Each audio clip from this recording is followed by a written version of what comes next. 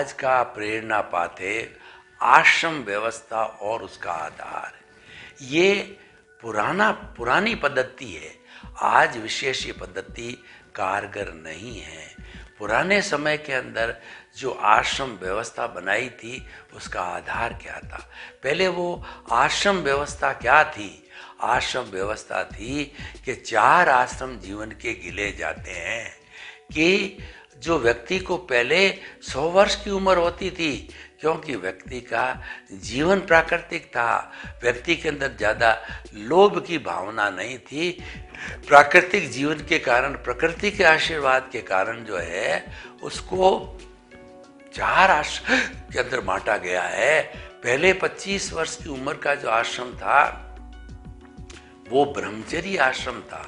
उसका आधार ये था कि व्यक्ति 25 वर्ष की अवस्था तक गुरुकुल में रह करके, जो कि नदी के तटों के ऊपर जो विराजित थे आश्रम सारे, तो वहाँ रह करके वो शिक्षा ग्रहण करे।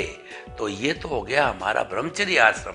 दूसरा 26 से 50 साल की उम्र है गृहस्थ आश्रम, ब्याह शादी करके बाल बच्चे होने पर उनको पढ़ा लिखा के पैरों पर खड़ा करना, ये जो गृहस्थ आश्रम था। और 51 से जो 75 साल की उम्र था वानप्रस्थ था।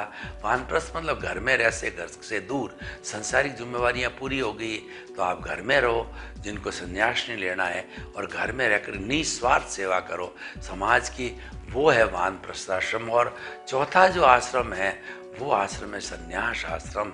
मतलब ये है कि आप जो है परमार्थ की ओर चले जाओ, सब कुछ घर बार धन संपत्ति छोड़ करके प्रभु भक्ति, ईश्वर भक्ति, लोक कल्याण के अंदर चले जाओ। इन सब का आधार ये है कि जन्म के बाद जितनी जितनी आयु हो उसका सदुपयोग हो सके।